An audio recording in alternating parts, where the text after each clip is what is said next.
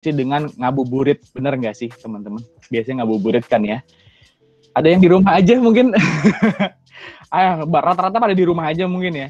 Ya, jadi supaya ngabuburit teman-teman hari ini lebih berfaedah, makanya kita di sini mau ngadain AI sharing nih. Jadi dengan maksud supaya teman-teman sekalian ini punya ilmu lebih lah untuk menghadapi perkuliahan gitu. Jadi selain kita nanti akan belajar lebih dalam tentang AI, kita juga adalah sedikit refreshing dan gimana sih cara kita menghadapi perkuliahan di masa pandemi ini, atau bagaimana sih cara kita menghadapi perkuliahan lah, menghadapi perkuliahannya aja ya, perkuliahannya aja. Apalagi dengan perasaan salah jurusan ini. Judulnya kontroversial sekali ya, tapi keren banget ini. Ya, jadi nanti kita ada acara apa aja nih Kak Dini? Yang pasti kita ada sharing session sama pemateri kita hari ini, dan semoga bisa kalian dapat insight baru, apalagi untuk kaum-kaum salah jurusan ya. Kak Dharma salah jurusan nggak, Kak? Waduh, itu sempat terpikirkan sih. Gimana? Sebenarnya sempat terpikirkan sekitar ya 3 tahun yang lalu sih. Cuman entah kenapa tuh, iya agak lama. Cuma ada tumbuh bibit-bibit cinta selama perjalanan itu. Mungkin teman-teman juga punya kisah-kisah yang berbeda ya dalam menghadapinya ya. Atau mungkin masih ada yang belum bisa move on dari apa ya, jurusan yang sebelumnya gitu. Nah, kita bahas, kita breakdown di sini, guys. Oh iya, diingetin juga buat teman-teman semuanya jangan lupa on cam ya. Iya, teman-teman. Dan juga kalau teman-temannya ada yang belum join nih, boleh nih dikabarin teman-temannya biar langsung gabung sama kita di sini. Soalnya relate banget ya Kak, tema ini kayaknya menarik ya Kak ya. Oh, tentu saja. Sangat menarik sekali, relate lah biasanya dengan kita yang masih mahasiswa ya. Mungkin ada yang sudah lulus ya, sudah menemukan jalan path-nya sendiri. Cuma kayak ini relate banget dengan kita yang mahasiswa yang mungkin aja masih belum bisa move on gitu. Belum bisa move on dong. Ya bahasa gaulnya ya, belum bisa move on dari masa lalu gitu. Mungkin ini bisa membantu membangkitkan semangat teman-teman kalian. Oke. Karena udah mau ini close gate juga Kak, Pak, kita langsung mulai aja. Mungkin udah pada penasaran nih Kak. Iya, betul sekali. Ini wajah-wajahnya antusias sekali ya. Mungkin karena nggak sempat ngabuburit ya. Iya, ngabuburitnya di sini aja ya, online. Ya, oke, kalau gitu kita mulai aja kali ya, Kak Dini. Silakan. Oke. Semua ya. Assalamualaikum warahmatullahi wabarakatuh. Om Swastiastu, Shalom, Namo Buddhaya, salam kebajikan, dan salam sejahtera untuk kita semua. Marilah kita ucapkan puji dan syukur kita kehadirat Tuhan Yang Maha Esa, karena berkat rahmat dan karunia-Nya kita dapat hadir dalam acara AI Sharing episode 1 hari ini. Yang terhormat, Ibu Ade Romadoni selaku Pembina Lab AI, yang kami hormati Ibu dan Bapak dosen, yang kami hormati pula kakak-kakak alumni, dan yang kami banggakan seluruh anggota Laboratorium Artificial Intelligence. Perkenalkan, nama saya Dini dan rekan saya Kak Dharma yang akan menjadi moderator untuk memandu acara kalian pada hari ini. Nah, di sini aku mau kasih tahu dulu nih AI Sharing itu apa sih? Jadi AI Sharing itu adalah program kerja dari Lab AI yang bertujuan untuk berbagi pengalaman dari alumni kepada anggota. Nah, diharapkan anggota ini tuh nanti dapat mendapatkan sebuah insight baru yang bisa diterapkan dalam kehidupan kita sehari-hari. Nah, rangkaian kegiatan kita pada hari ini, yang pertama ada pembukaan, yang kedua ada pemaparan materi oleh Kak Kansa Diayu Putri, yang ketiga ada sesi tanya jawab, dan yang terakhir ada penutupan. Oke, mungkin untuk teman-teman semuanya masih ada yang belum kenal ya dengan pemateri kita hari ini. Kita bocorin dikit gimana nih Kak? Oke, boleh. Jadi mungkin untuk kenalan sedikit mungkin ya, karena mungkin beberapa teman-teman baru juga di lab. Jadi Kak Kansa ini, waduh, Kak Kansa ini sudah punya komunitas sendiri, wih, komunitas Kansalisius. Wih. Jadi aku akan sedikit bacakan portofolio dari Kak Kansa ya. Ini aku kutip dari situs LinkedIn. situs LinkedIn-nya Kak Kansa di sini. Jadi Kak Kansa ini, aku lupa nih, aku cari dulu. Nah, Kak Kansa ini, wah di depan LinkedIn aja ada tulisan musician and audio tech enthusiast. Asik. Jadi Kak Kansa ini adalah mahasiswa Telkom University angkatan 2014 dan baru tergabung di Lab Artificial Intelligence itu di tahun 2016. Nah, Kak Kansa ini juga pernah menjadi research group, jadi semacam penanggung jawab research group asisten. Kemudian ini yang ada beberapa 3 karir teratasnya Kak Kansa ya, pernah menjadi gimnastik judge secretary Asian Games 2018, pernah menjadi business developer freelancer di PT Alita Praya Mitra, dan kemudian menjadi business analyst research fellow di Otoritas Jasa Keuangan. Nah, itu beberapa sedikit dari pengalaman Kak Kansa yang bisa aku kasih tahu. Karena mungkin di LinkedIn cuman bisa sedikit doang sih experience-nya.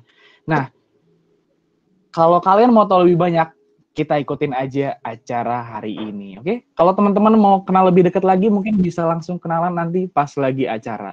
Nah, nanti kalau teman-teman punya pertanyaan seputar arahan dari Kak Kansa, sharing-sharing Kak Kansa, kalian bisa langsung tulis di kolom chatnya, atau nanti bisa langsung ajukan pertanyaannya di akhir sesi presentasinya dari Kak Kansa gitu. Oke, mungkin tanpa berlama-lama lagi ya, Dini ya. Betul. Udah penasaran banget nih Kak kayaknya Kak. Iya. Mukanya udah antusias sekali kayak gini ya. Oh, tidak ya? Enggak ya, udah antusias sekali ini. Oke, mungkin tanpa berlama-lama lagi, langsung kita sambut saja pemateri kita pada hari ini kepada Kak Kansa. Silakan, dipersilakan. Halo, ini aku share screen ya? Iya, siap Kak Kansa. Kak Kansa, gimana kabarnya Kak? Alhamdulillah, baik. Kalian baik, ya, Kak. Gimana? Baik juga Kak. Baik, Kak. Baik selalu Kak. Baik Kak. Kak Kansa, aku sudah sejak saat pertama kali melihat portofolio Kak Kansa, enggak sih. Sejak pertama kali aku mendengar segala arahan dari Kak Kansa, aku sudah memantapkan diri aku untuk menjadi Kansalisius. Di sini ada ya, yang formulirnya mungkin. Itu kacau itu. Oke, bagi teman-teman yang ingin daftar mungkin bisa langsung PC aku aja ya. Jadi ada biaya registrasinya 60.000. Enggak ya?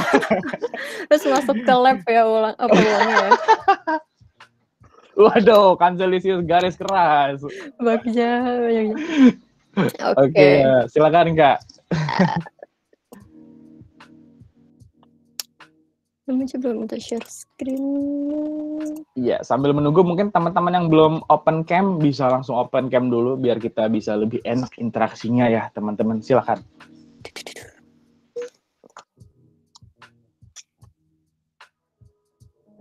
Slide-nya kelihatan kan?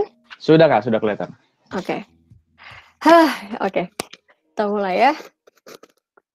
Oh ya, tadi BTW itu aku masuk lab AI-nya 2015, yang 2016 itu fokus grupnya, 2015 itu SG-nya.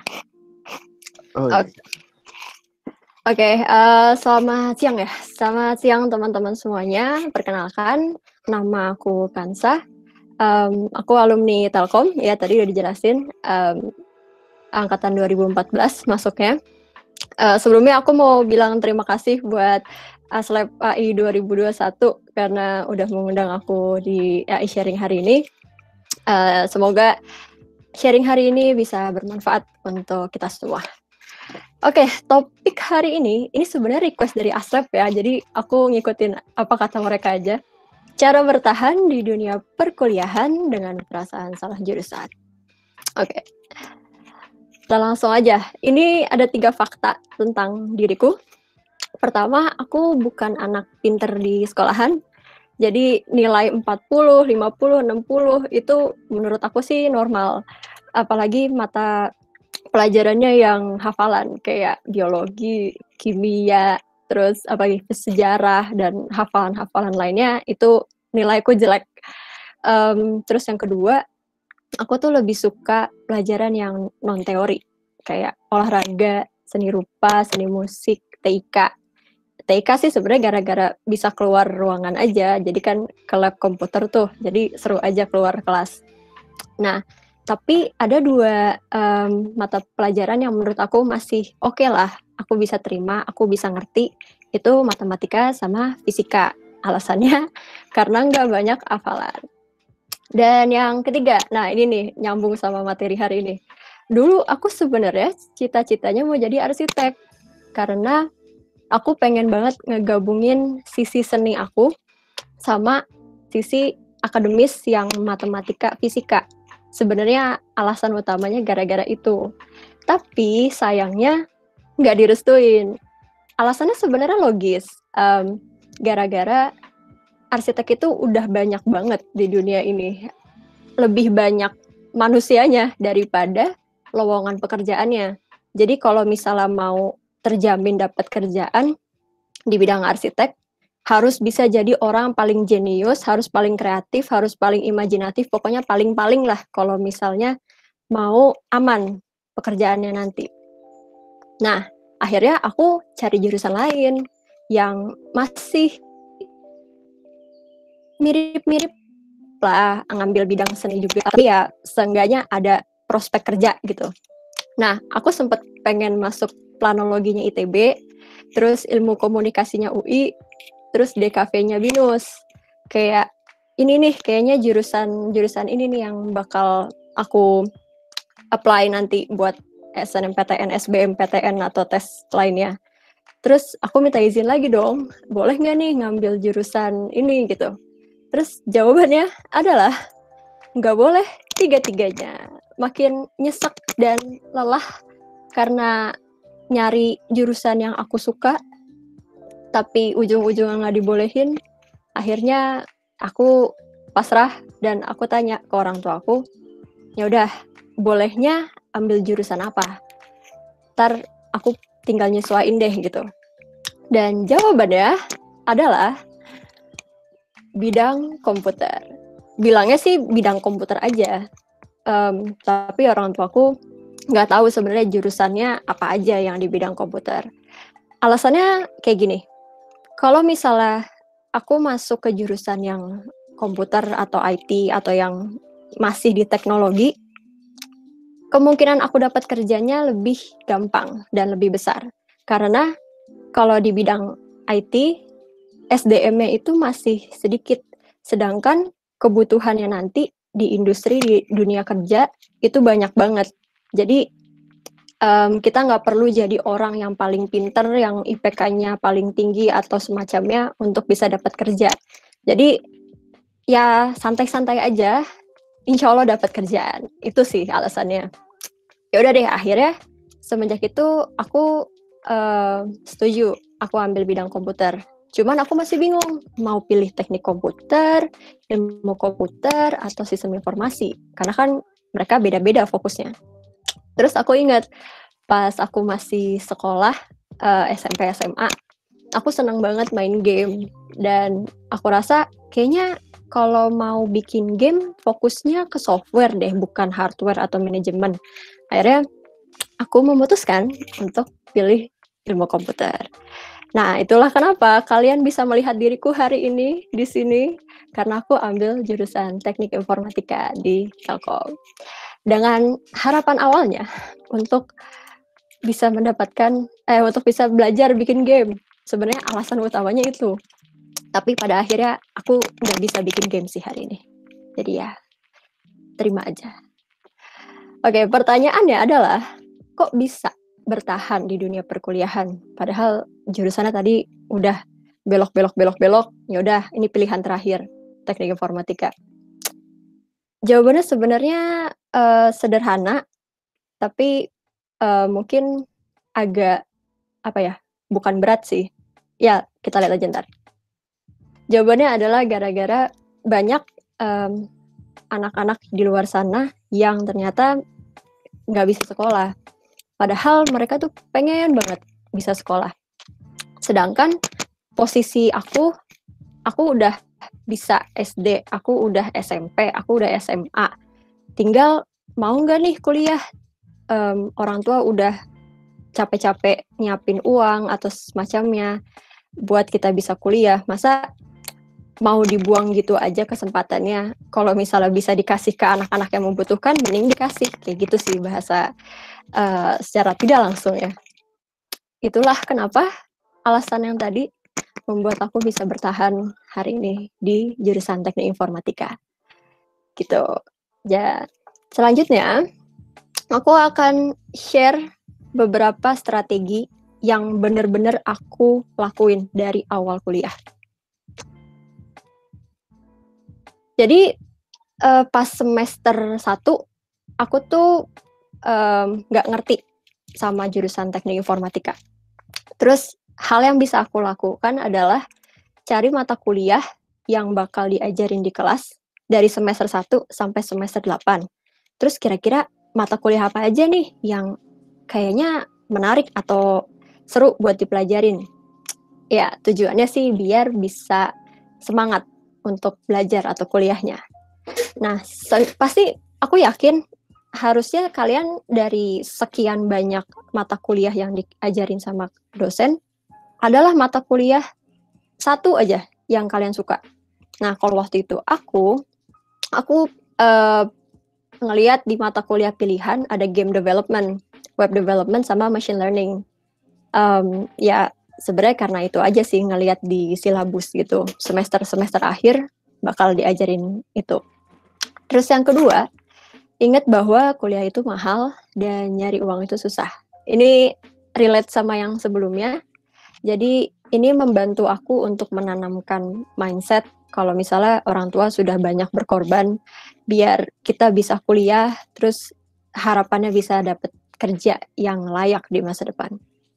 Terus yang ketiga, ini sebenarnya cukup penting untuk semua orang karena ternyata kita suka ngelihat, oh dia anak pinter nih, berarti dia gara-gara sering baca buku, makanya mereka jadi pinter. Sebenarnya enggak juga, karena ada orang yang bisa gampang nyerap pelajaran atau informasi itu lewat baca buku. Ada juga yang emang karena dia dengerin lagu atau podcast atau dengerin dosen ngejelasin. Ada juga yang emang dia harus praktek kinestetik itu. Kinestetik itu yang menurut aku paling penting untuk anak teknik karena ibaratnya kamu mau belajar pemrograman Java, tapi kamu cuma ngandelin dosen ngajarin di Zoom atau di kelas gitu. Terus kamu berharap setelah kamu dengerin dosen, terus baca bukunya atau semacamnya, kamu jadi jago ngoding. Enggak dong. Jadi emang kinestetik itu adalah kepentingan utama kalau misalnya kalian mau bisa sesuatu. Dan yang terakhir itu baca tulis. Kalian pasti punya temen yang dia catatannya tuh rapih, terus setiap kali ada pelajaran, entah baca buku atau semacamnya, dia pasti nyatet. Nah, itu adalah salah satu cara mereka mengingat pelajaran yang dikasih. Kalau misalnya cuman baca tuh paling ilmu yang keserap cuman 30%-an. Sedangkan kalau kamu nulis apa yang kamu baca atau apa yang kamu dengar, itu bakal naik. Daya serapnya atau daya ingatnya bakal jadi 50% ke atas. Jadi itu 4 gaya belajarnya yang tadi. Bisa dicari sendiri, kalian bisa coba kuisnya di internet, bisa nanti dicari. Terus yang keempat, ini aku sangat amat berharap ke semua mahasiswa untuk ikut minimal 1 kegiatan mahasiswa. Tujuannya adalah buat refreshing atau networking. Jadi bisa dibilang dunia kuliah itu bukan tentang seberapa pinter kamu, seberapa tinggi IPK kamu selama kuliah, tapi gimana caranya kamu memanfaatkan 4 tahun kalian dengan sebaik-baiknya, entah di dalam sisi akademis ataupun non-akademis. Jadi aku saranin ikut seenggaknya 1 kegiatan mahasiswa. Dan yang terakhir, be curious and try new things. Jadi ini menurut aku ya, nggak ada yang namanya anak jenius atau anak pinter gitu. Tiba-tiba dia lahir ke dunia ini terus tiba-tiba dia jadi pinter gitu. Menurut aku sih nggak ada ya. Tapi yang aku percaya orang-orang atau anak-anak yang bisa jadi pinter itu awalnya karena dia penasaran. Dia punya rasa ingin tahu yang tinggi terhadap sesuatu. Setelah dia penasaran sama hal sesuatu, tinggal dia berani nggak nih cobain hal yang belum pernah dia lakuin. Nah, itulah kenapa aku bilang be curious and try new things. Karena semasa kuliah itu masa trial and error. Kalau kalian nanti udah masuk ke dunia kerja, misalnya nih kalian gagal, kalian bikin sesuatu, terus gagal. Ada dua pilihan, antara kalian didenda kayak karena gagal nih perusahaan jadi bangkrut atau perusahaan jadi rugi, atau ya kamu ya keluar dari perusahaan karena udah bikin perusahaan bangkrut. Istilahnya kayak gitulah. Jadi kalau kalian masih kuliah, cobalah segala hal yang menurut kalian itu baru untuk kalian. Oke, ini adalah beberapa kegiatan aku selama kuliah 4 tahun. Ini yang di luar kuliah ya. Jadi pertama, aku tuh pengen banget punya sisi refreshing aku. Karena aku suka olahraga, jadi aku ikut UKM olahraga. Itu dari semester 1. Terus aku ikut organisasi, ada namanya IEEE Student Branch TELU. Itu sebenarnya organisasi internasional yang cakupannya tuh anak-anak elektro, anak-anak teknik, pokoknya anak-anak teknologi lah, anak fakultas elektro sih sebenarnya. Tapi kebetulan di Telkom itu dibilang UKM, jadi semua orang bisa join. Nah, mungkin kalian penasaran kenapa sih kok aku nggak ikutan himpunan gitu kan. Sebenarnya alasannya karena waktu aku SMP sama SMA, aku udah pernah ikut OSIS. Jadi aku pengen mencoba organisasi lain gitu, yang sekiranya bisa melebarkan sayap lebih luas gitu. Terus yang ketiga, aku ikut lab riset, ya tujuannya sebenarnya untuk nyiapin tugas akhir. Karena aku sadar di UKM sama organisasi, mereka nggak bisa menjamin kalau misalnya akademis kita atau skripsi kita nanti baik-baik aja gitu. Makanya aku butuh support system dan fasilitas yang disediakan atau yang dikasih sama lab. Terus yang keempat, ini sebenarnya aku mau ngasih tahu ke kalian kalau kalian masih jadi mahasiswa, aku sangat amat sarankan kalian ikut lomba. Terserah mau regional, nasional, internasional, bebas.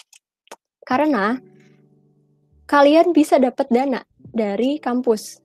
Kalau misalnya kalian ikut lomba merepresentasikan kampus, itu kalian punya hak untuk ngasih proposal ke kemahasiswaan atau ya ke fakultas. Jadi pendanaan aman harusnya. Ini aja gara-gara lomba, aku bisa keluar negeri. Jadi kalau misalnya aku nggak ikutan lomba apapun, mungkin aku nggak pernah keluar negeri sih. Jadi itu tips kalau misalnya kalian mau keluar negeri gratis, ikut lomba. Terus ini ke berapa nih? 5. Kelima itu aku manggung. Ini sebenarnya hobi sih, hobi dari SMA. Jadi kebetulan di kampus ada beberapa event, jadi ngisi acara. Dan yang terakhir, nah ini mencari hobi baru karena aku udah pernah bermusik, terus ngelakuin olahraga dan lain sebagainya. Aku masih pengen belajar hal baru dan salah satunya fotografi, videografi. Sedangkan ternyata lab multimedia itu ngadain workshop. Jadi ya lumayan lah fasilitas dikasih kampus. Oke, pertanyaannya pasti gimana ngatur waktunya antara kuliah sama non-kuliah? Ya, jawabannya sebenarnya adalah menggunakan Google Calendar. Jadi, Google Calendar itu sangat amat membantu karena aku sering banget lupa sebenarnya. Kayak, aku hari ini ada apa ya? Besok aku ada acara apa ya?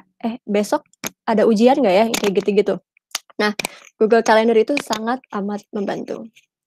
Sekarang aku mau tanya, kalian kira-kira nih ya, pernah nggak bikin jadwal kayak gini? Atau ya mungkin nulis di buku, terus macamnya kayak gitu. Ya, kalau misalnya pernah, aku juga pernah. Aku bikin model jadwalnya tuh kayak gini, yang bisa dibilang cuma nulis, oh hari ini aku mau belajar, oh hari ini aku mau latihan, atau besok aku mau jalan-jalan atau semacamnya. Cuma ditulis aja per hari. Tapi itu sebenarnya nggak efektif kalau misalnya boleh jujur ya. Nah, yang paling benar adalah pakai prinsip SMART. Specific, measurable, acceptable, time bound. Nah, sekarang kita coba. Kita lihat sampai kalian nih kosong nih, belum kalian jadwalin apa. Terus, yang pertama harus kalian lakukan adalah masukin semua jadwal kuliah, terus jadwal kapan kalian ngerjain tugas bareng atau kerja kelompok, itu kalian jadwalin. Terus ya kalau misalnya ada hal-hal yang kayak ujian atau kuis semacamnya dijadwalin juga. Karena apa ya, dunia kuliah itu beda banget sama sekolah. Kan kalau sekolah kan kamu harus belajar dari jam 7 pagi sampai jam 3 sore kan. Dan ya udah, berarti kamu harus fokus sama sekolah. Tapi kalau di kuliahan, kamu harus pinter-pinter memanage waktu. Antara kapan kalian harus belajar sendiri, kapan kalian harus masuk kelas, kapan kalian ngerjain tugas, itu harus mandiri. Nah, yang kedua, tadi kan aku bilang kalian kalau bisa ikut 1 UKM kan, itu minimal ya, minimal. Coba jadwalin juga. Jadi misalnya kalau ini kasusnya mau berenang nih setiap Senin pagi, jadwalin tiap hari Senin pagi aku berenang dari jam berapa sampai jam berapa.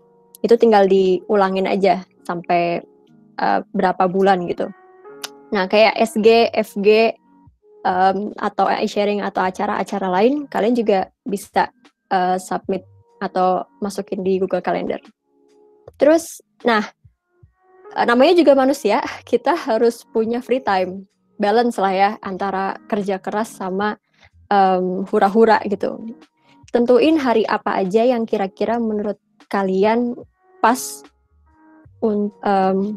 me time atau quality time sama orang lain mungkin. Nah, yang terakhir, ini adalah belajar mandiri. Banyak orang yang ngira, oh kalau misalnya dosen yang nggak ngasih tugas, berarti nggak usah belajar atau nggak usah buka buku atau apapun lah itu. Ini kuncinya sih, semakin sering kalian belajar, itu sebenarnya secara nggak langsung kalian mengulang apa yang dosennya itu ajarin. Jadi kalian nggak perlu berpikir keras lagi nanti pas ujian. Jadi ya apa ya, membantu kalian nantilah pokoknya. Oke, sekarang aku mau ngasih tips dan trik cara mendapatkan IP 3 atau 3,5. Ini sebenarnya aku semenjak semester 2 aku udah bikin blognya. Cuman aku nggak tahu nih, kayaknya nggak semua teman-temanku baca blognya, jadi mungkin mereka nggak tahu. Nah, hari ini aku akan jelasin ke kalian secara simpel, tapi kalau kalian mau kalau kalian mau lihat blognya, boleh nanti cek aja. Nah, sekarang aku minta kalian lihat perbedaan antara IPK yang sebelah kiri itu di atas 3 sama yang sebelah kanan itu di bawah 3. Mereka satu kelas ya, sama-sama IPK SKS ngambil 19, mata kuliahnya sama. Terus yang jadi pertanyaan, kenapa sih ABC yang di sebelah kiri IP-nya bisa di atas 3, sedangkan DEF IP-nya di bawah 3? Oke, udah dilihat kiri kanan. Oke, sekarang aku mau ngasih lihat kalian bagian sini. Ini adalah mata kuliah yang SKS-nya paling tinggi. Dan bisa dibilang si ABC ternyata dapat A. Dan berarti kalau di angkanya, A itu sama dengan 4. Kalau 1 MK, satu mata kuliahnya berarti nilainya 4 dikali 4 sama dengan 16. Nah, kita lihat sekarang yang DEF, dia ternyata nilainya D. Dan D itu kalau diangkainnya itu 1. Berarti 4 SKS dikali 1 sama dengan 4. Berarti kalau kita lihat kayaknya jauh kan antara yang kiri angka satu mata kuliahnya tuh 16, yang sebelah kanan cuma 4. Nah, sekarang ini main tebak-tebakan. Bisa dijawab bang hati. Kalau si DEF itu nilai mata kuliahnya yang 4 SKS ini dapat A, kira-kira dia bisa nggak IP-nya di atas 3? Kira-kira 3. Bisa dong. IPK-nya langsung drastis. Nggak drastis banget sih, tapi lumayan ini naik. Berapa angka tuh? Ya, segitulah. 3,26. Itu padahal cuma satu mata kuliah loh yang diganti nilainya, atau misalnya dia bisa dongkrak nilainya.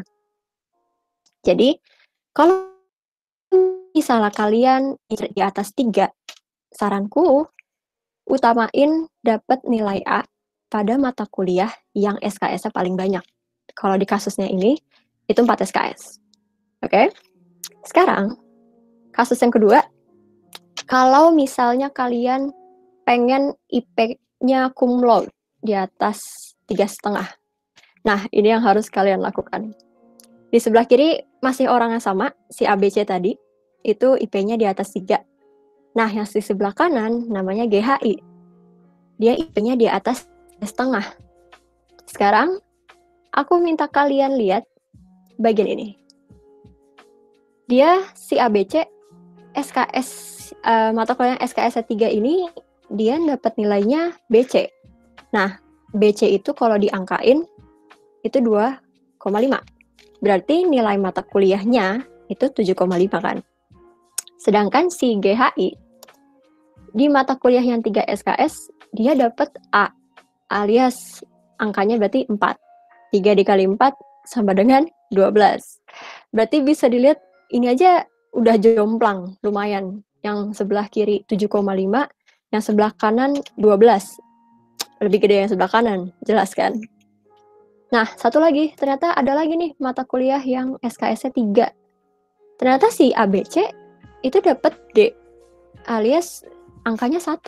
Kalau dikaliin, 3 dikali 1 sama dengan 3. Sedangkan si GHI yang sebelah kanan, dia dapat A lagi di mata kuliah yang 3 SKS ini. Berarti kalau dikaliin dapat 12.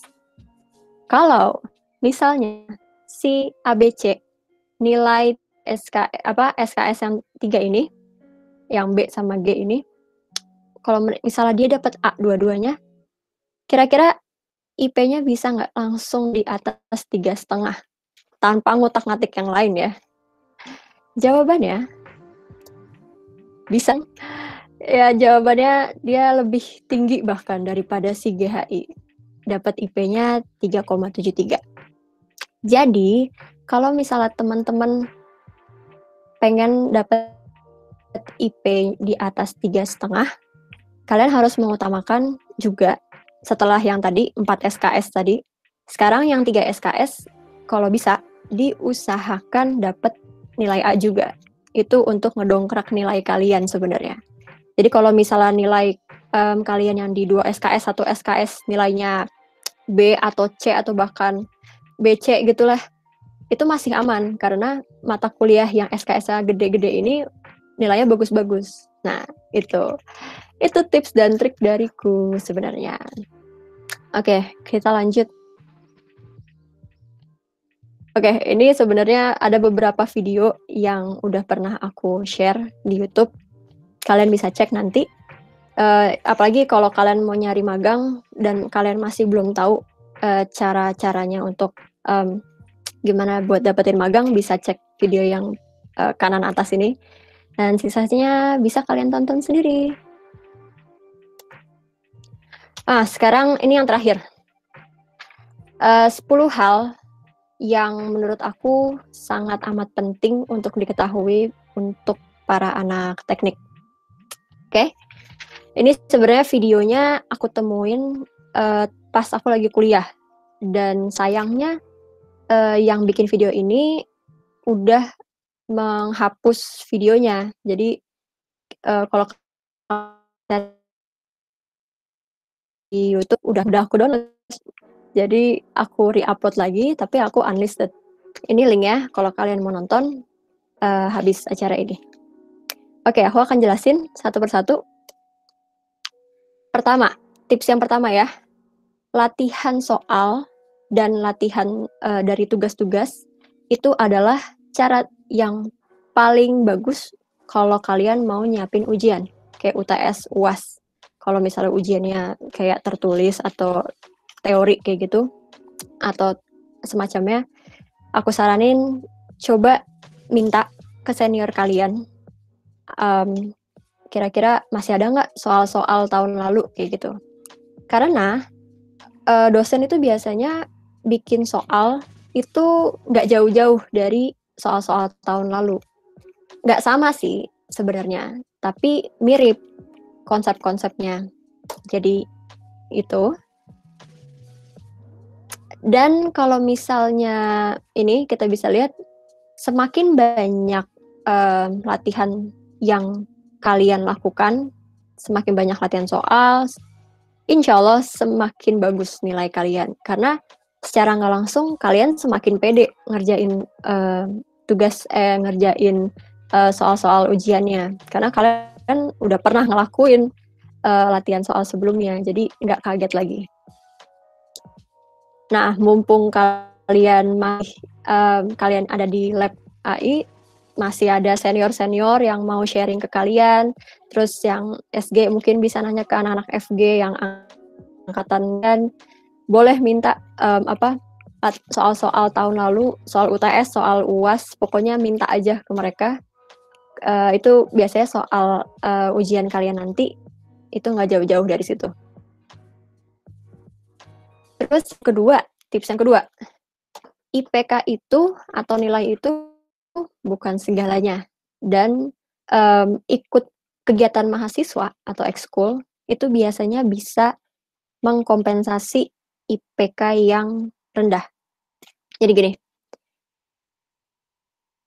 ada orang yang kerjaannya kuliah aja gitu. Jadi selama 4 tahun dia kuliah. Ya, secara nggak langsung IP dia tinggi, dapat 4. Cuman ini kalau misalnya kita ngelihat dari kacamata perusahaan, agak kurang kompetitif atau misalnya kurang menarik aplikan yang IP-nya 4 ini. Karena dia kerjanya cuma kuliah, nggak ada kerjaan lain gitu. Nah, sedangkan kalau misalnya IP kamu biasa-biasa aja, 3, tapi kamu punya aktivitas di luar itu, misalnya ikut organisasi, atau ikut UKM, atau mungkin kamu punya side project, atau kamu bikin bisnis sendiri, apapun lah itu kerjaan selain kuliah, itu bakal terlihat lebih bagus di CV kalian. Dan biasanya perusahaan seneng sih sama mahasiswa fresh grad yang kayak gitu. Nah, yang ketiga, ini konsisten itu adalah kunci untuk mengurangi stres. Ini sebenarnya lebih ke mengubah kayak rencana-rencana kalian yang awalnya nggak berat, terus kalian ini kebiasaan, itu akan membuat kalian stresnya berkurang. Misalnya gini, kamu udah ngejadwalin waktu 300 jam 10 malam, terus kamu bangun jam 6 misalnya, terus kamu udah ngetargetin pokoknya setiap hari aku harus belajar 4-5 jam. Terlepas ada kelas apa enggak, aku jadwalin kayak gitu. Nah, kalau kamu lakukan ini secara konsisten, terus-terusan, lama-lama itu jadi kebiasaan. Dan secara nggak langsung, lama-lama stres kalian akan menurun. Itulah kenapa aku alhamdulillahnya bisa menyeimbangkan antara kuliah sama kegiatan non-akademis, kayak ikut UKM, lomba, musik, dan lain sebagainya. Karena aku udah jadiin itu semua kebiasaan. Yang keempat, taking schedules break. Nah, ini lebih ke istilah yang kayaknya kalian pernah dengar deh. Namanya work hard, play harder. Oke, ini sebenarnya prinsip yang aku juga pegang. Karena kita ya udah capek-capek ngerjain tugas, kerja kelompok, ujian, UTS, dan lain-lain sebagainya. Udah capek-capek kan? Kalian harus ingat, kalian harus nyeimbangin sama bermain. Nah, bermain ini sebenarnya beda-beda loh. Ada yang mungkin istilah bermain itu dia jalan-jalan. Ada yang memang dia ngelakuin hobi. Ada juga yang dia ikut kegiatan lain. Pokoknya beda-beda. Intinya, apa yang kalian sebenarnya pengen banget lakuin waktu mungkin pas sekolah, terus kalian nggak kesampaian gara-gara kalian harus kuliah atau semacamnya, masukin ke bagian play harder ini. Itulah kenapa aku masukin musik ke bagian play harder. Work hard-nya itu kuliah, play harder-nya itu musik dan kawan-kawannya. Nah, ini contoh high density fun, low density fun. Yang disarankan itu kalian melakukan yang play harder-nya itu high density fun. Kayak nongkrong, itu termasuk high density fun loh. Terus main game, itu high density fun. Terus kumpul keluarga. Pokoknya segala kegiatan yang bikin kamu lupa sama kuliah, itu high density fun.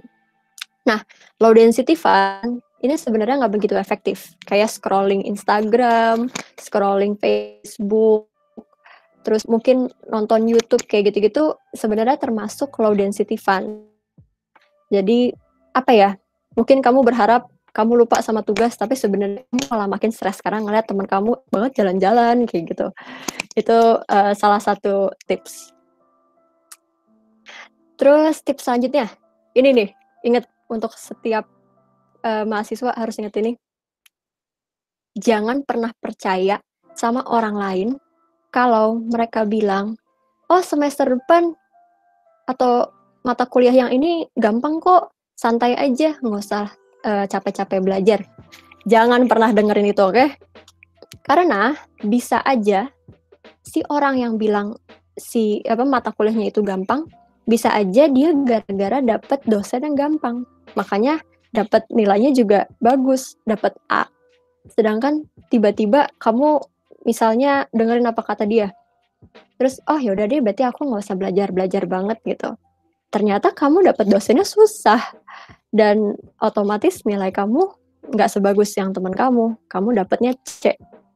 Jadi, aku saranin kalian menganggap semua mata kuliah yang bakal kalian jalanin itu sama susahnya, oke? Selanjutnya, nih, ujian, UTS, UAS itu bakal terasa lebih gampang kalau kamu belajarnya lebih awal. Maksudnya gimana? Jadi, kita sering banget kan menunda-nunda belajar buat ujian sampai 1 atau 2 minggu sebelum ujian. Itu aku akuin, aku juga ngelakuin yang sama waktu zaman aku sekolah. Makanya nilai aku nggak pernah bagus. Nah, waktu kuliah, prinsip yang aku coba lakuin itu misalnya nih, minggu pertama misalnya gitu ya. Ya, kalau bisa seminggu 2 minggu kemudian kamu harus bisa paham sama materinya. Jangan sampai kamu, yaudah deh, fuzzy logic apa sih? Fuzzy logic kayaknya nggak ngerti, yaudahlah ntar aja belajarnya pas mau ujian. Jangan pernah lakuin itu. kalau bisa langsung lah tanya temen kayak, tanya dosen kayak, maksudnya minta dijelasin ulang atau misalnya semacamnya. Pokoknya gimana caranya kalian harus udah ngerti. Biar nanti pas seminggu atau 2 minggu ujian, kalian cuman ngelihat summary-nya doang, ringkasannya doang. Karena secara nggak langsung detailnya atau konsep lebih mendalamnya kalian udah tertanam di otak. Itu tips yang ke-6 tadi. Nah, ini tips selanjutnya. Kalau misalnya kalian ternyata nggak ngerti sama sesuatu materi ya, materinya kalian nggak ngerti, atau misal tugasnya nggak ngerti. Selain kalian bisa nanya ke teman atau asisten dosen, sebenarnya kalian juga bisa nanya dosen. Karena pada dasarnya dosen itu punya waktu tertentu untuk standby di ruangan kalau nggak ada kelas atau semacamnya. Itu secara garis besar. Daripada kalian ngerjain tugas sendirian itu 2 jam, misalnya nih kalian udah ngerjain tugas 2 jam, udah nemuin nih jawabannya X sama Y, tapi ternyata kalian sadar itu jawabannya bukan itu gitu, salah kayaknya jawabannya. Itu nggak apa-apa, kalian nanya ke dosen. Misalnya, Pak atau Bu, saya ngerjain soal ini, saya dapetnya kayak gini, ini saya salahnya di mana ya, kayak gitu-gitu. Jadi minta tolong atau nanya ke dosen itu bukan hal yang mengherankan lagi lah, itu normal sebenarnya di perkuliahan. Oke?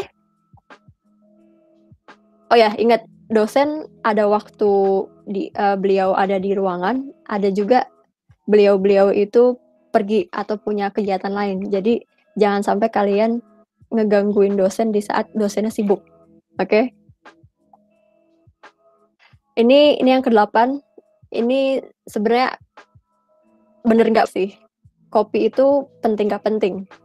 Pentingnya sebenarnya karena ya dia bikin kita melek.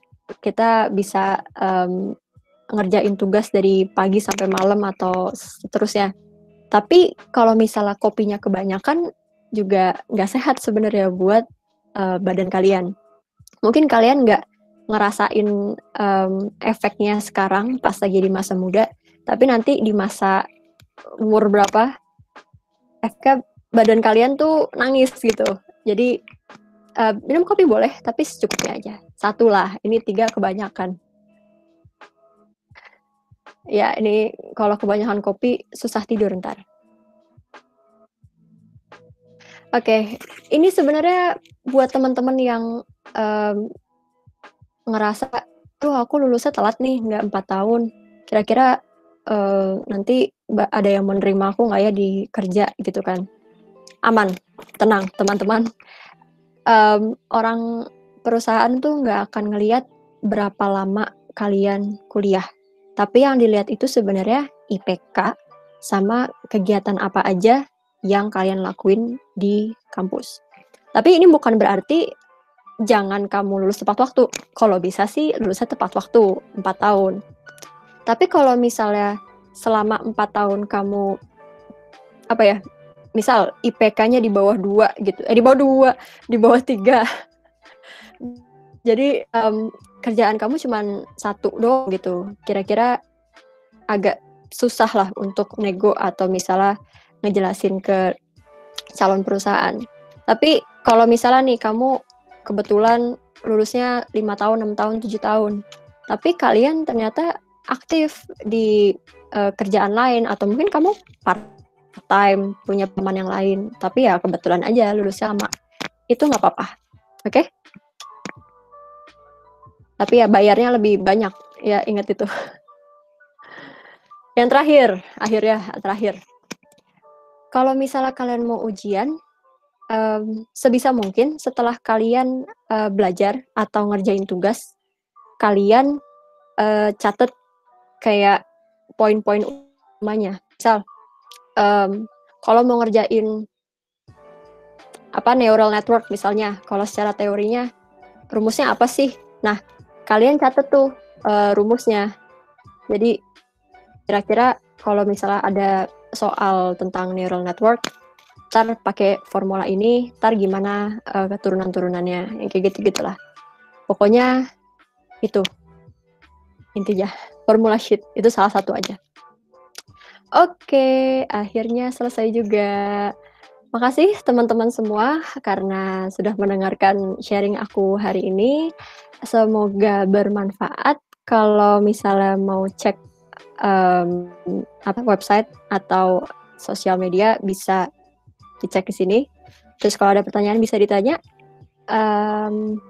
Ya, oh ya ntar PDF-nya dikasih kok. Oke. Sekian teman-teman. Oke. Mantap sekali ya, Kak Kansa.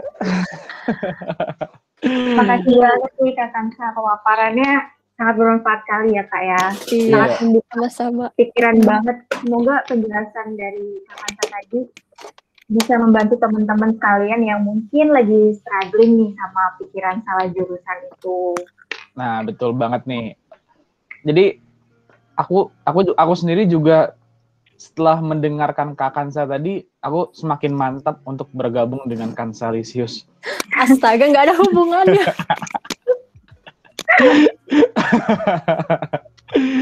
Iya. Iya nih, jadi tadi bagus sekali ya Kak. Jadi banyak sekali masukan-masukan untuk kita anak-anak mahasiswa ini yang masih mencari jati diri, asik. Yang mungkin cara belajarnya juga beberapa masih ada yang salah ya.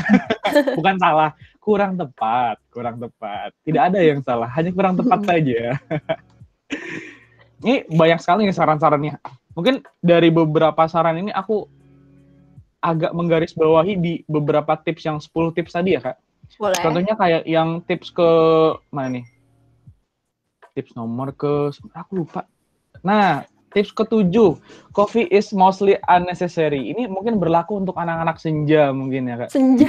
Iya, kurang-kurangin ya teman-teman ya, kurang-kurangin ngopi. Ingat badan kalian nanti sudah tua bakal mengeluh gitu.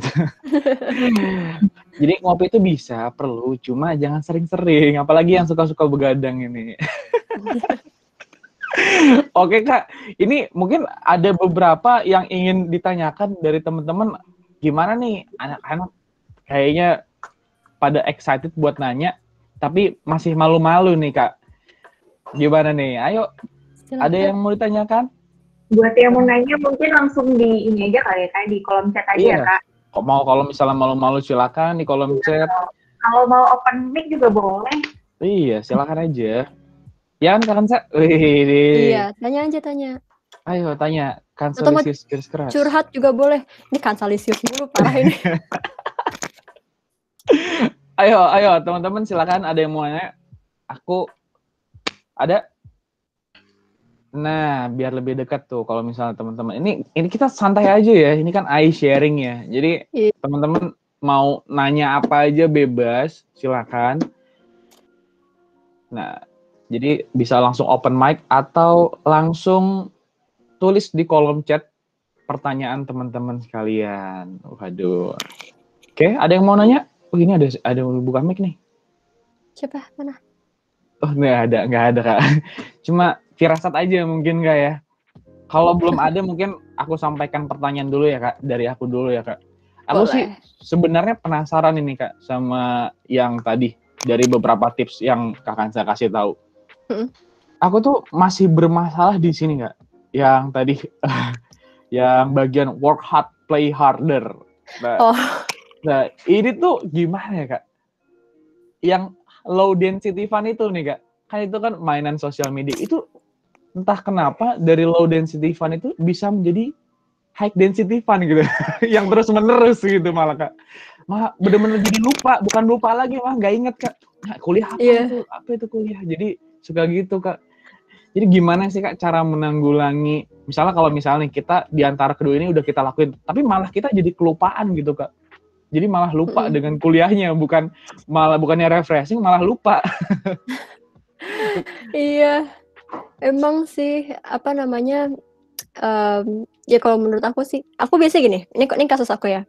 Jadi kalau aku lagi gabut, nggak ada kerjaan, nggak ada aktivitas apa-apa, aku mulai nih ambil HP, cek ada apa nih di Instagram atau di Facebook kayak gitu-gitu. Itu udah otomatis. Makanya kalau cara aku coba cari kegiatan lain yang mungkin kalau nggak pakai HP ya, kalau aku main musik atau bikin video atau apa-apa, itu sih cara aku. Nah, mungkin masing-masing beda beda sih, gitu sih menurut aku. Emang sih kalau main HP tuh sangat amat addicting, susah emang. Berarti memang kita lebih baik untuk mencari ke yang lebih impact-nya itu lebih besar untuk kita ya Kak. High density tadi ya Kak. Dibandingkan kita cuman tiduran di kasur sambil posting miring sambil liatin HP. Itu mah aku banget Kak. Iya, itu parah banget. Makanya, nah kalau WFH juga susah kan, karena kalian misalnya belajar atau ngapa-ngapain tuh pasti di kamar nggak? Di belakang kayak ada kasur, tinggal lari ke kasur, tiduran, buka, langsung scroll, kayak gitu-gitu. Nah, itu dia Kak. Iya, kayak gitu. Ini ada yang mau nanya nih. Kak Dharma ada pertanyaan pertama nih Kak. Waduh, siap, langsung. Dari Hanvito Michael ini. Nanya nih Kak, wajar nggak sih Kak kalau mulai jenuh sama perkuliahan, kata jenuhnya gimana tuh? Wajar banget sih itu normal kok, tenang, kalian kamu nggak sendirian. Kan tadi kan aku bilang kalau misalnya kamu kuliah, kalau bisa ikut satu UKM kan, itu salah satu cara untuk ngatasin jenuh sebenarnya. Kalau waktu itu aku kasusnya ikut UKM olahraga, nah itu emang karena kesukaan aku juga. Jadi di saat aku jenuh nih sama kuliah, apalagi waktu itu posisinya lagi ngerjain tugas akhir, udah males banget. Akhirnya aku lari ke UKM, aku ikut latihan, aku ikut ya semacamnya, itu secara nggak langsung lebih tenang, lebih refresh. Karena pas aku ngelakuin yang play hardernya itu, aku lupa sama kuliah. Nah, jadi diseimbangkan aja. Cari hobi sih lebih tepatnya. Gitu, ngatasin jenuhnya. Gitu. Hanvito Michael Lee. Panggilannya? Hanvito. Han. Panggilannya si ganteng Kak. Enggak ya. Hanvito mana Hanvito? Ada Hanvito, open mic dong. Nggak ada. Oh, dia malu Kak katanya Kak. Oh. Ya, itu suara aku bercanda Kak. Aku bercanda. Oh, oke, Vito. Hanvito Kak panggilan Vito bisa. Baik lagi cepat siap. Oh, ini udah ini. Ya Kak, menjawab ini Hanvito bagaimana?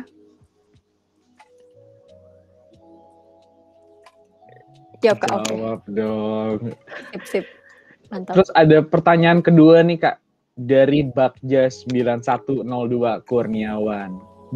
Dia nanya nih Kak, aku tuh kuliah kayak udah mulai ada tujuan dan planningnya, tapi ada efek sampingnya, malah bikin kayak ngerasa beberapa mata kuliah lain dianggap nggak penting. Ada saran nggak Kak? Jadi maksudnya tujuan planningnya, bentar deh, tujuan dan planningnya itu apa nih? Maksudnya spesifik gitu ke penjurusan tertentu, apa gimana aja? Oke, aku mic deh. Jadi kayak apa ya Kak, udah punya tujuan gitu, pengennya di mana, tapi kan kayak ada aja mata kuliah yang nggak kepake tuh di tujuan itu. Jadi ngerasa kayak buat apa ya dipelajarin nggak kepake ini gitu. Itu ngatasinnya gimana tuh Kak? Oh, oke. Kalau aku kasusnya waktu itu bidang ini sih, yang Jarkom, Sisop, yang kayak gitu-gitu tuh. Kan aku ngarah nggak ke jaringan, nggak ke anak tele kan. Jadi selain aku ngutamain yang ICM sama apa sih satu lagi tuh, SIDE, ya site. Caranya sebenarnya gimana ya? Aku kalimat ini sih yang lumayan memotivasi. Kalau apa sih, do what you love.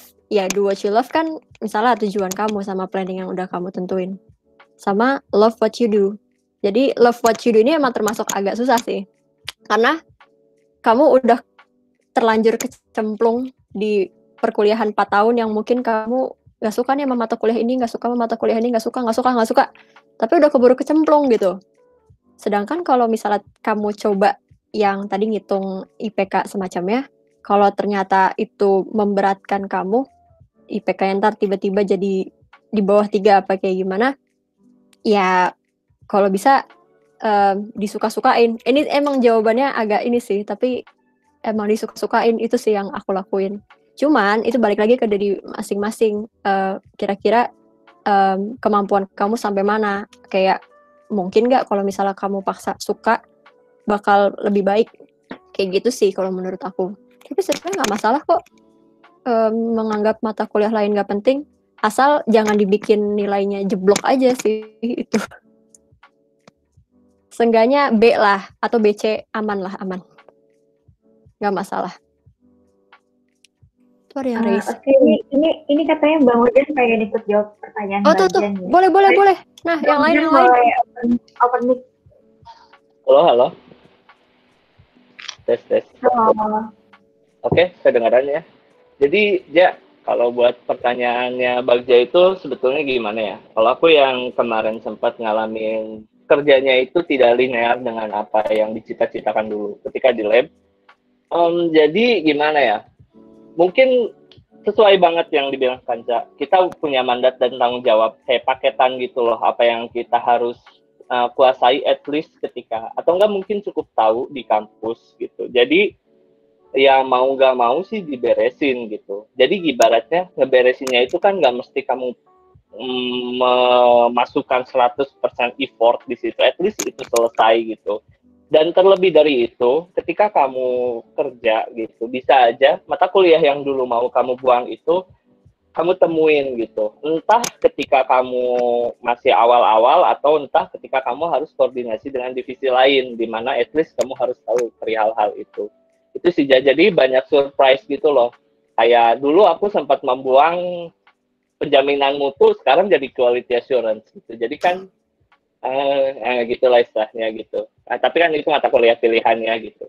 Jadi memang banyak twist di hidup itu gitu. Jadi ada yang udah direncanakan dan ada yang jadinya kayak gini gitu. Takutnya ketika ada mata kuliah yang dari satu sudut pandang itu diwajibkan gitu, dibuang terus diabaikan, ternyata ketika udah lulus ini kepake gitu, karena kita nggak akan tahu gitu kerja pengen jadi data engineer tapi malah jadi network bla bla bla gitu kan, nggak ada yang tahu ya gitu. Mungkin itu sih yang bisa aku bilang gitu. Jadi ibaratnya beresin aja dulu, lewatin aja dulu, tapi nggak usah terlalu dibawa stres gitu. Soalnya ya seberat-beratnya mata kuliah sih itu tetap mata kuliah gitu ibaratnya. Itu aja sih mungkin yang bisa aku bilang. Mangga dilanjutin.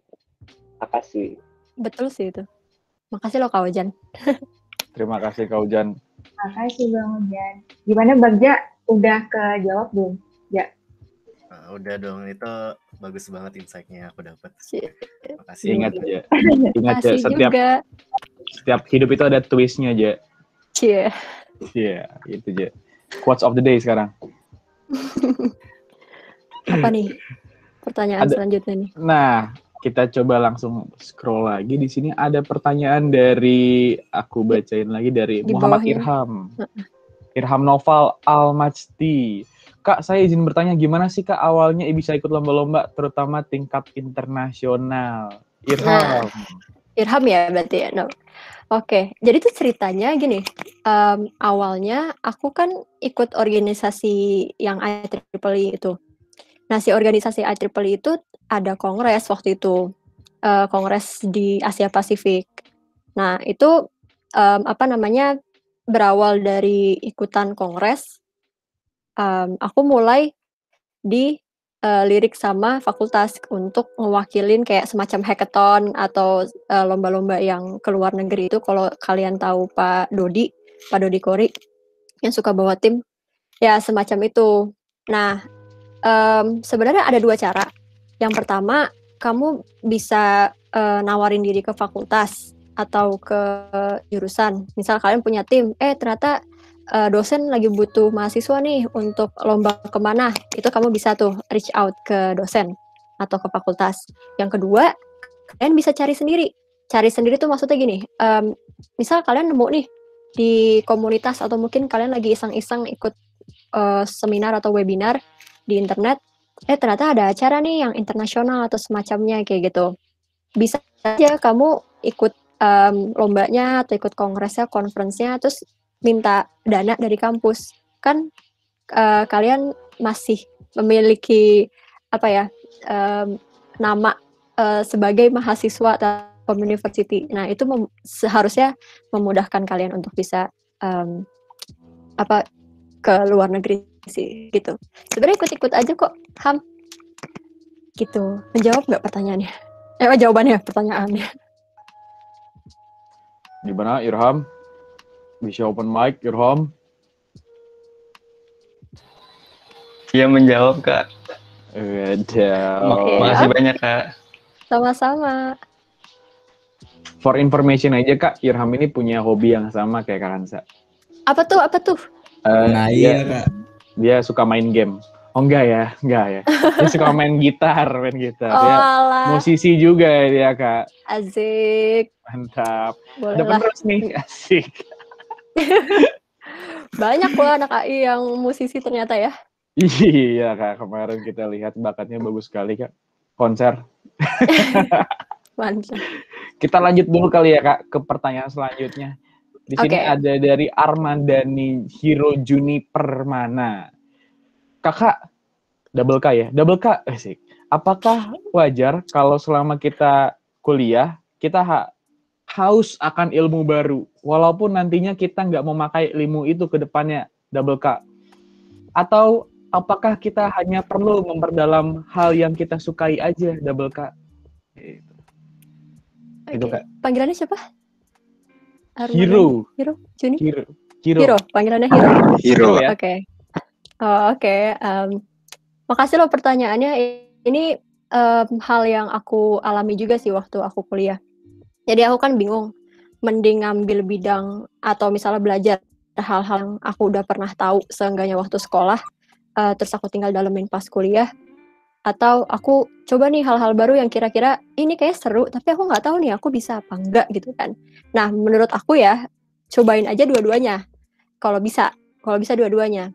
Tapi kalau kamu nanyanya ke aku sebenarnya lebih suka milih coba cari tahu ilmu yang baru itu. Ya kita nggak tahu kan, iya benar kita nggak tahu itu ilmunya bakal kepake atau enggak ke depannya. Misal nih kasus aku, kan aku jurusannya ya informatika, aku udah tahu hobi aku musik. Terus ternyata aku lihat ada lab multimedia bikin workshop fotografi videografi. Terus aku kayak, kayaknya seru deh, aku pengen deh belajar gitu kan. Nah, itu adalah salah satu contoh aku nyobain ilmu baru. Aku coba ikut workshopnya dan ternyata ya kepake hari ini. Justru di saat aku lagi nggak kerja kantoran 9 to 5, aku masih bisa nyari uang lewat fotografi videografi kayak gitu sih. Jadi kalau kamu masih kuliah, nggak usah takut untuk coba hal baru sih. Normal. Kejawab nggak, Hiro?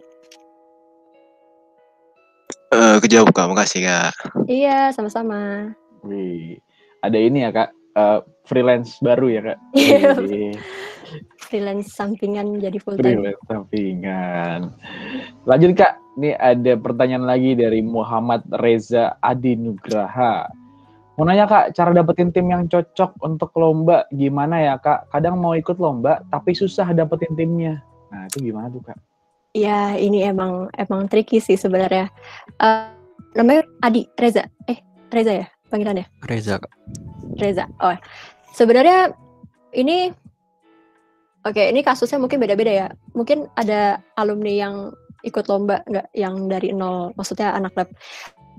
Kalau aku waktu itu kasusnya digabungin sama dosen karena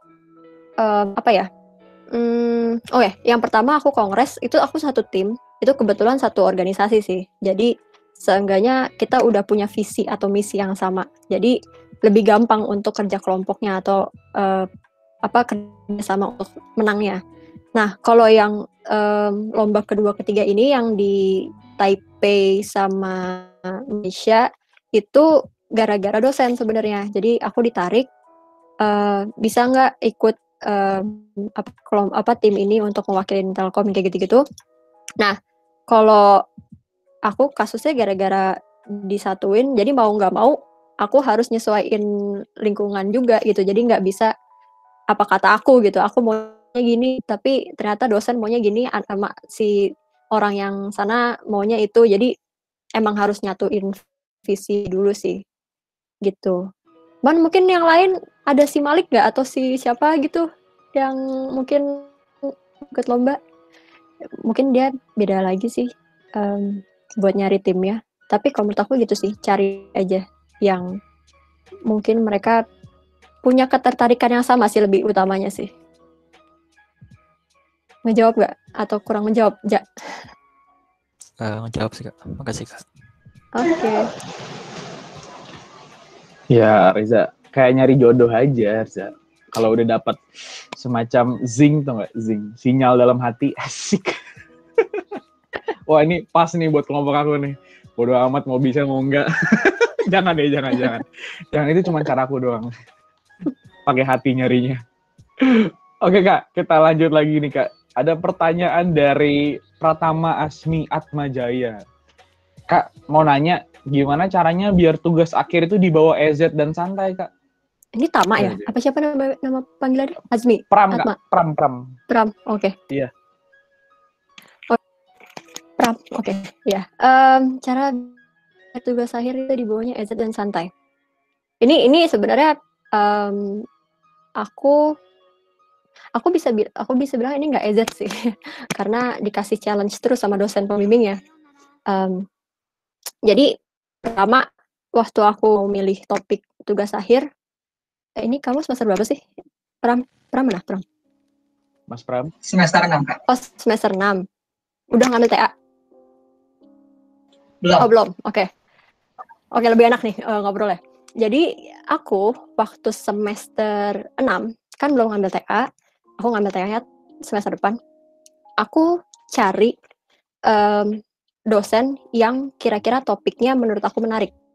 Jadi kan suka ada tuh Excel atau semacamnya yang lihat, oh dosen ini topik TA-nya ini gitu kan. Nah pertama aku cari dulu tuh, kira-kira topik apa yang menurut aku menarik. Ini benar-benar dari diri kamu dulu ya. Nah setelah itu, kalau misalnya kamu udah ketemu kira-kira dosennya siapa, bisa tanya dosennya tentang topiknya, kemungkinan nanti ke depannya bakal tentang apa. Nggak apa-apa, nyuri start dari semester 6 tuh nggak apa-apa. Aku soalnya dulu gitu, aku waktu itu dosen pembimbing satunya Pak Suyanto. Nah, Pak Suyanto kan topiknya speech. Terus aku lagi iseng-iseng coba cari topik lain selain speech, masih seputar AI, tapi bidangnya audio. Nah, tiba-tiba aku ketemu lah namanya music mood detection. Jadi mendeteksi mood dari musik itu secara otomatis. Nah, karena aku nggak tahu Pak Suyanto bisa apa enggak, karena kan speech kan. Akhirnya aku tanya ke beliau, Pak, kalau misalnya topik saya tentang music mood detection, Bapak bersedia nggak jadi dosen pembimbing saya gitu kan. Jadi ACC duluan gitu loh. Kalau ternyata waktu itu Pak Suyanto mengiyakan. Jadi, oh boleh kok, boleh. Tapi, nah ini, karena aku request topik, beliau ngasih challenge. Tapi kayaknya ditambah video boleh deh. Jadi kamu ngerjain audio dan video ya gitu. Terus kayak, aduh mampus deh aku lah ya. Terus ya udahlah. Nah semenjak itu, aku menjadikan bidangnya itu sebagai hal yang aku suka. Jadi pas aku ngerjain, itu aku senang ngerjainnya. Bukan karena, oh ini topiknya disuruh dosen, jadi ngerjainnya setengah-setengah gitu. Itu sih kalau dari aku. Mungkin teman-teman yang lain beda. Kalau aku emang harus berawal dari kesukaan dulu. Aku suka apa enggak sama topiknya gitu. Jawab nggak, Pram? Oke, makasih banyak. Menjawab ya? Sama-sama. Diawali dari suka, kemudian lama-lama jadi cinta ya Kak. Oke ya. Itu berbeda lagi ya konteksnya ya kan. Oke. Oke Kak, ini kita coba cek lagi nih komennya banyak banget. Ini TA kok EZ, buset. Ini ada perasaan tidak terima nih dari Bang Anfak. TA kok EZ. Ini mau ikut jawab, oh udah tadi ya, Jarkom victim. Jarkom victim. Terus kita scroll lagi ke bawah. Wah nih ada Pak Andit. Ada cerita lucu katanya. Mas Hendra Winata, Lab AI 2006. masuk Telkom. Jadi di bagian jaringan karena pas wawancara bilang keahliannya di jaringan Sarah Firawan. Beda dong. Beda jaringan. Beda jaringan. Mungkin pas HRD-nya wawancara, kamu bagian apa? Jaringan Sarah Firawan. Oh, jaringan. Tertangkapnya jaringan aja mungkin ya. Ya JST-nya nggak ketangkep dong. Itu emang harus fokus ya. Pakai ini harus pakai bahasa Inggris mungkin ya. Sarah Firawan dong. Coba kita lihat lagi ke bawah. When you resume doesn't matter. Ikut lomba mah sering menang. Wah, jaringan. Nah, ini ada pertanyaan lagi nih Kak dari Kainova Mahendra Auditama. Wih, Kak mau tanya dong, gimana caranya kita ngebagi waktu untuk ngembangin ilmu-ilmu yang di luar pembelajaran formal oleh perkuliahan? Ngembangin ilmu-ilmu yang di luar pembelajaran formal oleh perkuliahan, apalagi di masa pandemi yang tugasnya makin banyak. Gimana tuh Kak? Ngebagi waktunya gitu Kak, antara ilmu pembelajaran formal dengan yang tidak mungkin nih maksudnya Kak. Betul Kak? Iya gitu kan maksudnya banyak gitu kan, kayak misalnya aku di pembelajaran formal di perkuliahan kan cuman apa gitu, tapi aku pengen nyoba web dev duluan gitu atau gimana duluan gitu kan, banyak ilmu-ilmu yang nggak harus dipelajarin di perkuliahan gitu Kak. Nah Betul. itu tuh apalagi sekarang kan pandemi gitu makin banyak tugasnya, jadi nggak ada waktu kadang-kadang untuk ngerjain proyek-proyek kayak gituan. Itu gimana Kak kalau Kakak? Itu emang tugasnya sebanyak apa? Maksudnya aku kan Maksudnya tiap hari pasti ada deadline Kak? Tugas. Deadline-nya dibikin deket atau dibikin 1 minggu kemudian biasanya? Biasanya 1 minggu kemudian, ya kan. Tapi pasti kayak tiap hari Senin pasti ada, Selasa ada, Rabu ada, Kamis ada. Itu udah pasti sih. Gimana ya? Berarti masih mirip sama kondisi aku. Kalau aku yang dipresentasikan, aku ngejadwalin pakai Google Calendar. Kalau bisa pakai Google Calendar biar ketahuan kalian tuh kamu tuh waktu free-nya kapan. Jadi kayak kamu udah coba jadwalin, oh kuliah hari ini jam segini, terus kamu tentuin juga kira-kira kamu mau ngerjain tugas ini kapan gitu. Kalau misalnya kelompok, kamu bisa langsung ngobrol atau tanya ke kelompok, ini kita mau ngerjain tugas ini kapan nih, biar langsung di tag gitu loh hari apanya gitu. Kalau misalnya itu tugasnya individual, ya kamu lebih enak sih, maksudnya kamu bisa tag langsung di Google Calendar, hari ini dari jam segini sampai jam segini aku mau ngerjain tugas ini gitu. Kayak gitu aja. Nah, kalau kamu udah isi di Google Calendar, kan kamu pasti bisa ngelihat hari apa atau jam berapa waktu luangnya gitu. Nah, waktu luang itu kamu bisa pakai belajar hal-hal yang kamu pengen coba, misalnya web dev atau Android atau iOS atau apapun lah itu. Gitu sih trik aku. Aku juga dulu walaupun masuk lab AI, aku juga belajar development yang nggak ada di kampus, belajar sendiri aja gitu. Oke Kak, oke. Mantap. Kasih banyak Kak. Sama-sama. Jadi mungkin saran aja dari aku kayak, kalau misalnya kamu punya tugas 1, jangan sampai tugas 1 itu ketemu tugas 2. Nanti kalau ketemu mereka bisa bereproduksi jadi tugas 3. Mereka mempunyai keturunan baru. Makanya jangan sampai mengerjakan tugas 2 deadline. Itu aja sih Kak. Oke, kalau gitu kita lanjut lagi mungkin Kak. Di sini ada, kita lihat komentar-komentar lagi. Ini jaringan-jaringan semua isinya. Gara-gara tadi Jarkom sih pasti. Ya, ada apa dengan kata jaringan kalian semua? Wah, Bang Teddy ini agak sewot ini di sini komentarnya. Bang Anlak, wah punya misi mengalahkan ITB katanya. ITB sebut merek lagi. Oke, kita lihat lagi ke bawah, lomba tuh bla bla bla bla bla bla. Wah ada pertanyaan lagi nih Kak. Kak izin bertanya, gimana kalau kita udah nyoba menyukai MK atau suatu bidang, tapi akhirnya tetap nggak bisa nih? Itu sebaliknya kita menyerah aja atau kita lanjutin aja nih Kak? Panggilannya Imam, Rafif, Arazan. Siapa nih panggilannya? Rafif. Rafif. Soalnya ada Rafif lagi sih. Oh, berarti panggilannya Sebelahnya Ada itu. dua Rafif. Rafif Rafif berarti aja, ya. pakai P aja, pakai P aja. Oke. Rafif. Nyukain MK satu benar. Ini aku mau nanya deh. Pip, nyukain MK mata kuliahnya karena apa nih awalnya? Ya kan kita sebagai mahasiswa ya, jadi mau nggak mau nyelesain MK-nya gitu kan ya. Oh Terus iya. tapi nyoba nih disukain, tapi tetap aja nggak bisa gitu, kayak aduh kalau mau dipelajarin juga nggak masuk gitu kan. Biasanya kan ada kayak gitu. Gimana? Aku biasanya kalau kayak gini nanya agak lebih jauh nih. Kamu MK-nya apa nih contohnya nih? Mau disebut nggak atau nggak Sudah boleh? pasti Jarkom. Oh, Jarkom. Kok di skill gini, weh. Tapi nggak apa-apa.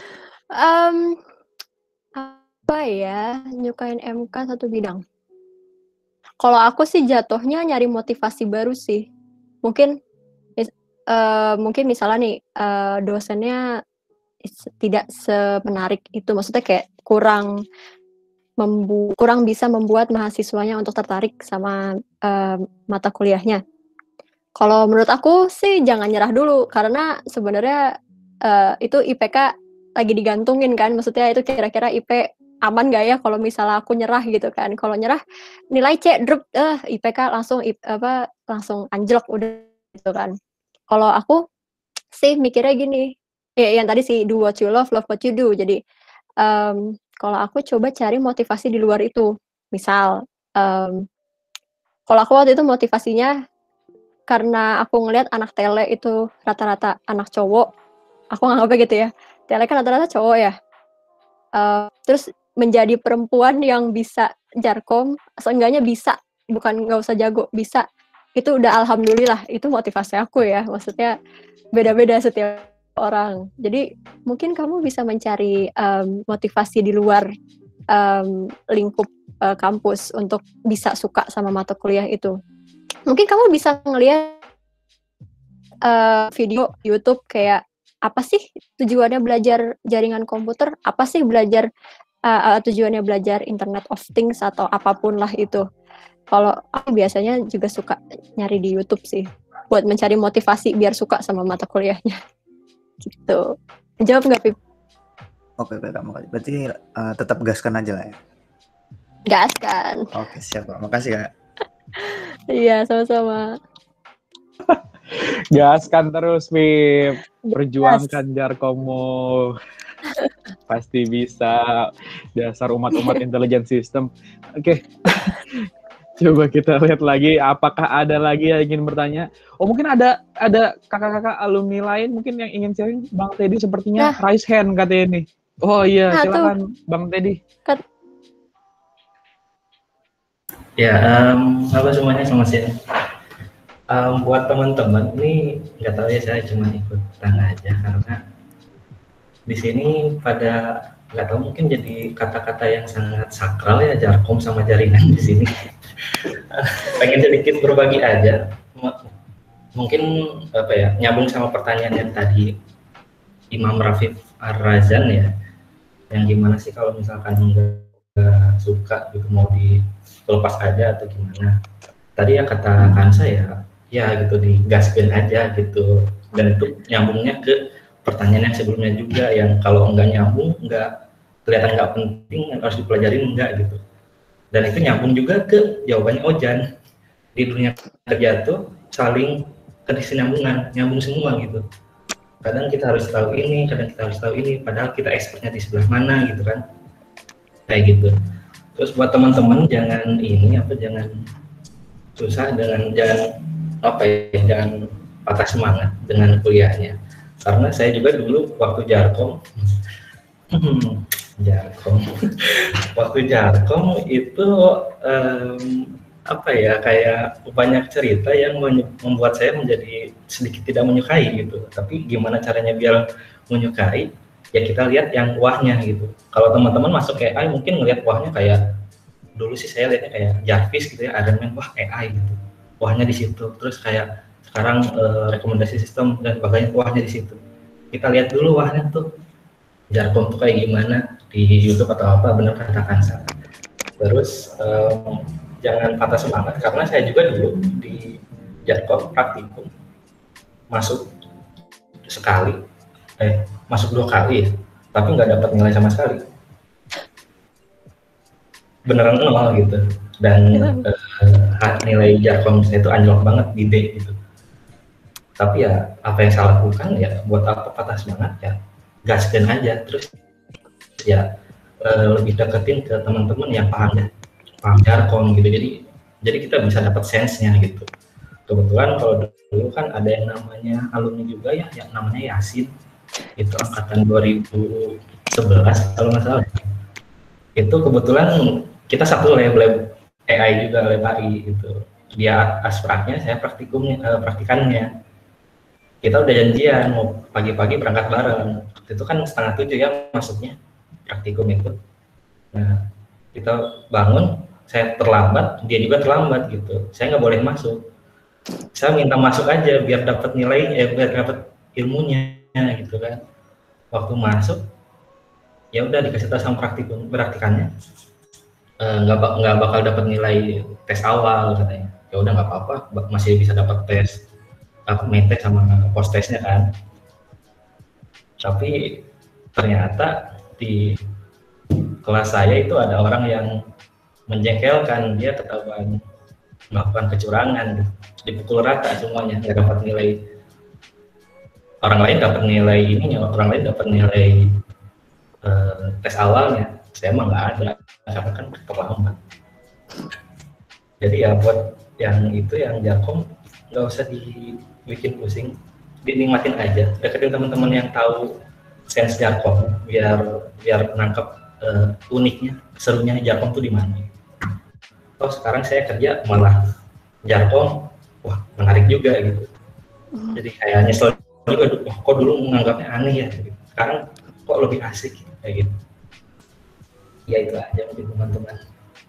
Mantap, Kak Teddy. Oke, thank you Bang Teddy. Iya tadi ya, seperti kata Bang Ojan sebelumnya, setiap hidup itu pasti ada twist.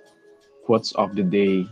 Jadi kalian jangan apa ya, jangan tidak menyukai sesuatu. Siapa tahu ntar di masa depan kalian bisa mencintai itu. Kayak sinetron ya.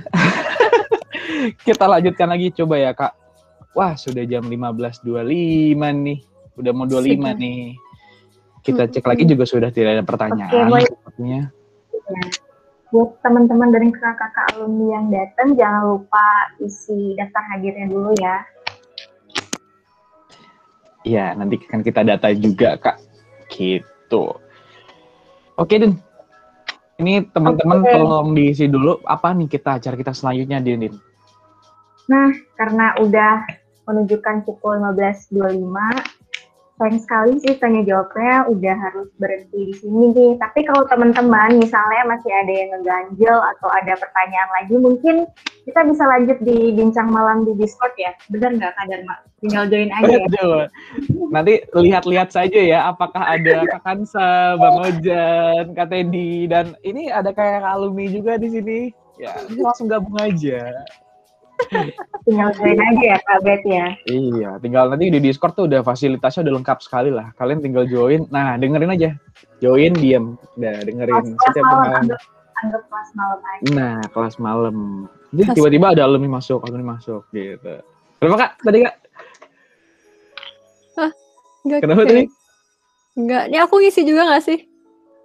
Oh enggak, Kak Kansa enggak. Kak Kansa istimewa, Kak. Sudah kita isiin dari awal. Oke.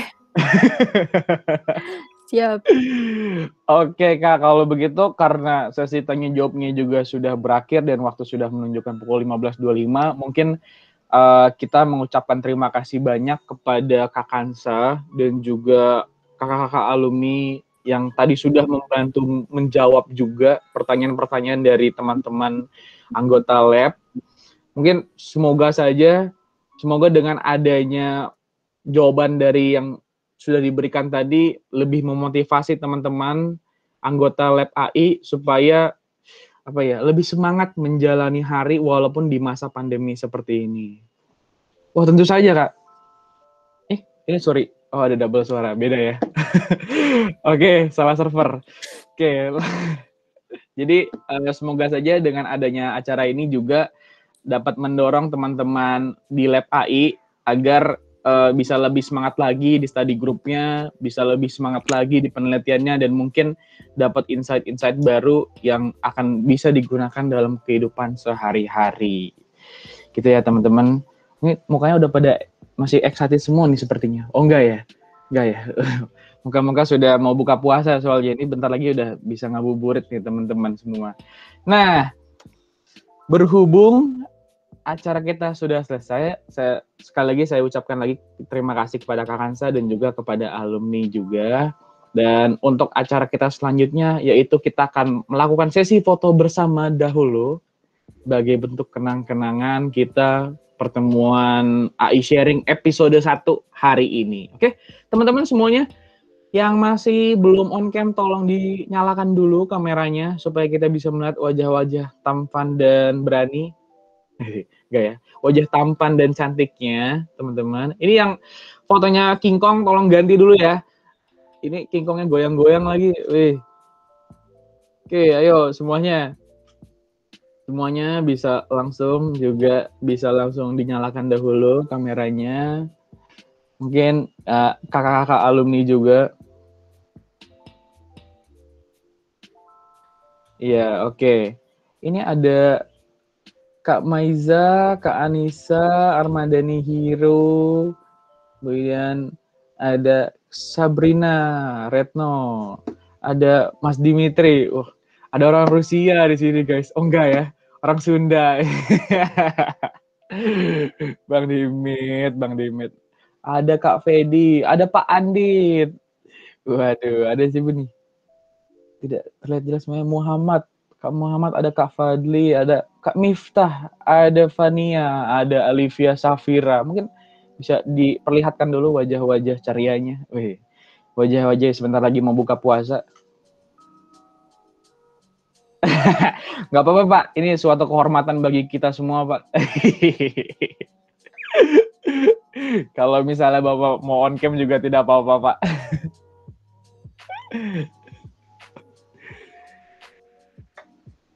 Waduh, nggak apa-apa Bang Teddy.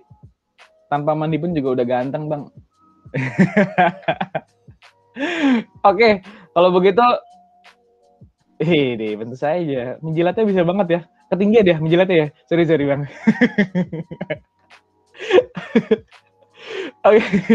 Oke, untuk aba-aba fotonya dari Kae di sini, apakah Kae sudah siap, Kae? Halo, sudah dong. Oke, ini terus sebentar Kae. Klarifikasi dulu, ini yang kambing siapa lagi nih? Kambing, yang kambing mau dipotong kan ya, tolong dirubah dulu ya. Emang gini mukanya Bang. Oh emang gini ya. Oke. Amin Kak. Enggak ya? Yaudah yuk. Yuk. Ayo, Semuanya silakan, yuk. Gimana? Ada gaya tertentu nggak nih, oh, iya. Bang Dharma? Untuk gaya pertamanya kita gaya resmi dulu ya. Semuanya bersikap formal. Oke, semuanya bersikap formal. Silakan Kai, aba-aba. Oke, semuanya ya. 3, 2, 1. Sip, thank you. Terus lanjut lagi kayak ada 3 gaya ya teman-teman. Kemudian gaya kedua, gaya Kak Kansa, ada yang tahu gimana gaya Kak Kansa? Oh gini, oke. Ayo kita mulai. Gaya Kak Kansa ya. Peace. Yuk, 3, 2, 1. Oke, satu lagi. Sama gaya terbaru dari Aslab 2021. Ini gayanya moderator Kak Dini nih gini ya. Oke. Ayo. Semuanya proposal sekali lagi. Yuk, Makin gokil saja. 2, 1. Sip. Oke, terima kasih teman-teman semua. Aduh, kalian kok mau ya? Nggak apa-apa ya.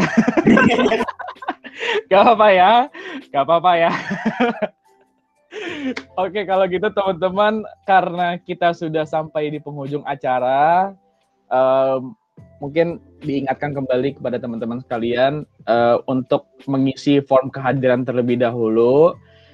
Jadi untuk kehadirannya akan kita cek kembali nanti untuk mendata lagi. Dan mungkin akhir kata dari saya sebagai moderator dan juga rekan saya di sini ada Nimade Dwi Padini Puspita.